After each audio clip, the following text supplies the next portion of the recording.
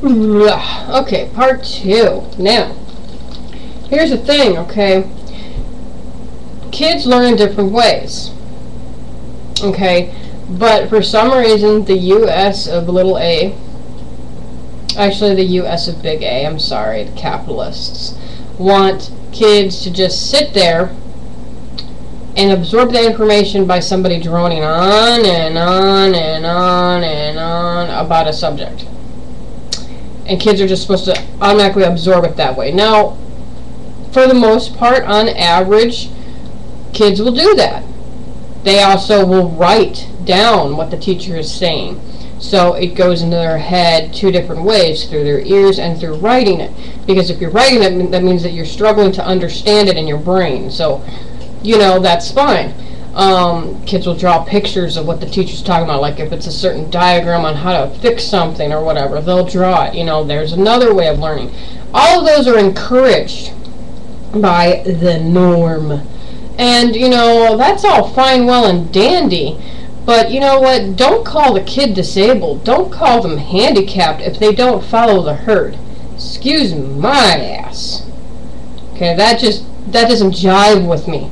But you know what? If you're going to call them disabled and then offer them services to help them with encouraging them to learn that certain way, so that way they can rejoin the herd or whatever, but still embrace the fact that they learn differently, then fine, good. You've got my respect, somewhat.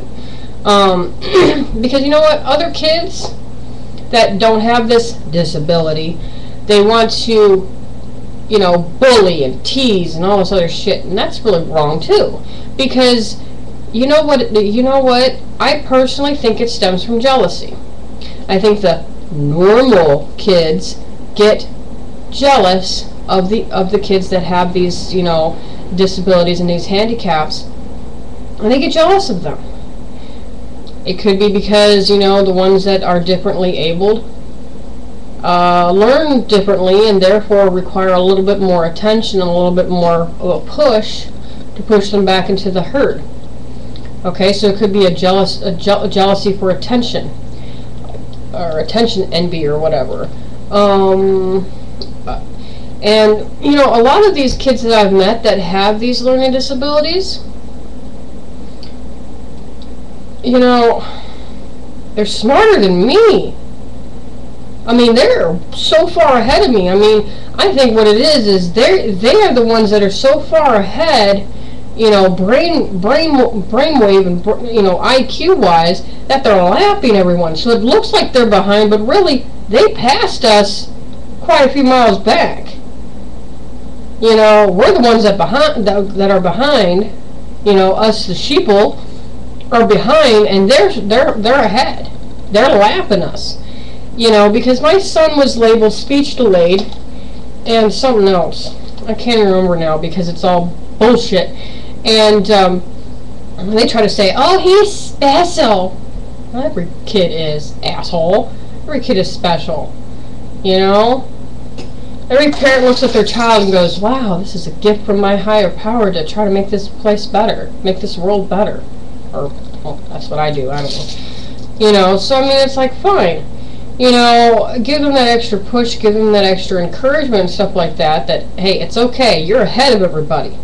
But don't tell anybody that. Just keep chugging along, and we're going to get you a counselor and or a tutor that's going to help help you kind of stay in step with everybody else, not because you're behind, but because you're moving too fast for everybody else. You know, and I don't want that to seem like it's egotistical, but they've actually done studies. Einstein, man, was a freaking genius, okay? He figured out the theory of relativity. He figured out the formula for the atom bomb. But the man could not find his ass home. He could not figure it out. They had to paint his door like either pink or red or some kind of garish color, so he would walk down the street and go, oh, that's a fun looking door. And that would remind him that that was his house. He flunked school. He was horrible at regular organized learning. But the man was a genius. I mean, there's so many things. God. I can't remember if it was Mozart or if it was Beethoven. It slips my mind. One of them was deaf. Okay, I'm thinking it was Mozart.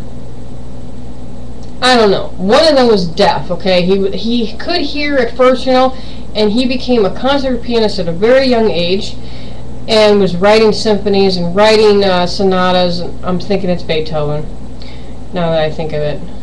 Ugh, it's too early in the morning. It really is. The boy was brilliant, okay? But he started to lose his hearing as he got older, and it actually would piss him off, to the point where he chopped off the legs of his piano, set them down on the floor, and then played with his ear to the floor like this. And he could feel the vibrations of the different notes, and he was still able to write music. No! You know? You learn what you use with whatever is given to you. Then if something's taken away, you still adapt. That's the whole point of the human condition, is you don't let anything hold you back. You keep striving forward. And this is going to sound like a total, like, uber motivational speech, but that's just how it is. You know, you can't just stay in one spot and look around and go, damn, I can't go nowhere. No, you figure out a way around all the traps and loopholes and speed bumps and stuff like that and keep going forward, because that's just what you're supposed to do, you know? Because sitting in one spot idle is very boring, you know? Alright, 3 coming up.